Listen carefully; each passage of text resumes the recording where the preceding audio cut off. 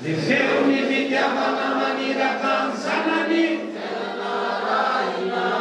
Aok'izay tsy atao sosiety izany ntsony, tsy atao lafika izahay, tsy atao tohatra fiakarana ny any ambany tanàna, fa mila olona tena hitondra fanovana, manana fandarana asa tena ny miasa sy hanatsara ny fiainanay.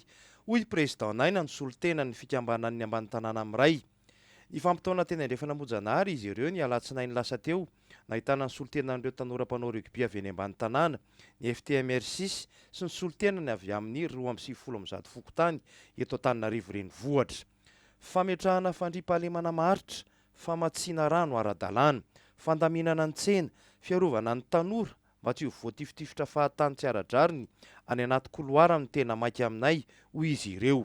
Hitanay fa Itaina Razafinjoela no kandida mahafeny fepetra sady olom-baovao, anafaka antsika amin'ny adin'la politika nantoko roa ihany koa izay nisy teto hatramin'izay, ary hitanay fa tena olon'ny asa izy, hoy ireto avy amin'ny eny ambany tanàna ireto.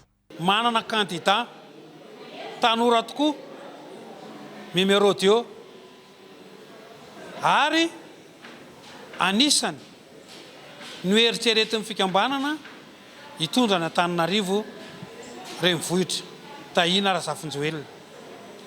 Anisan'ny kandida resy lahatra izay satria na ny vina hoetiny ary dia efa mampandroso sahady ny tanàna n'Antananarivo.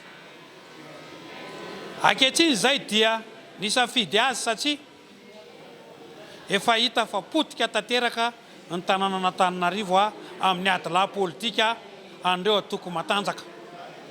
Ka ankehitriny zany dia tsy le atao fitaovana intsony na atao hoe sosiety, le atao hoe lafika zany, fa tena vonona ijoro satria rehefa misy ny fividianana ohatr'izao dia ilaina ny ambany tanàna, fa rehefa tsisy ny fividianana dia atao sosiety, atao lafika, ka zay zava-tsara etsa dia eo amboniny daholo, fa itolona ito no hitanay fa hanasoa sy hanatsara ny tanàna n'Antananarivo ka dia vonona izahay amin'ny mimaraviry.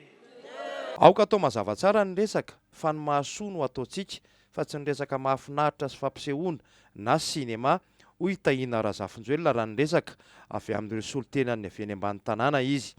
Asa maharitra no ilain'ny mponina eto Antananarivo, aza sodoka ny endrika ivelany fa izay tena ampivoatra ny fiainana ifantohana, hoy izy. Manomboka amin'ny herinandro ity ny premier arrondissement, ary raha sitrapon'Andriamanitra dia manomboka amin'ny farany herinandro ity miasa any amin'ny 4e arrondissement. Toa dia miasa ny antsika tsy miresaka ela be zany. Toa dia miasa. Tsisy rehetrarehetra na ray. Tsisy hoa dia tsika tonga dia asa ho antsika. Ho an'ny tsara ho amin'ny besy maro. Mazoto.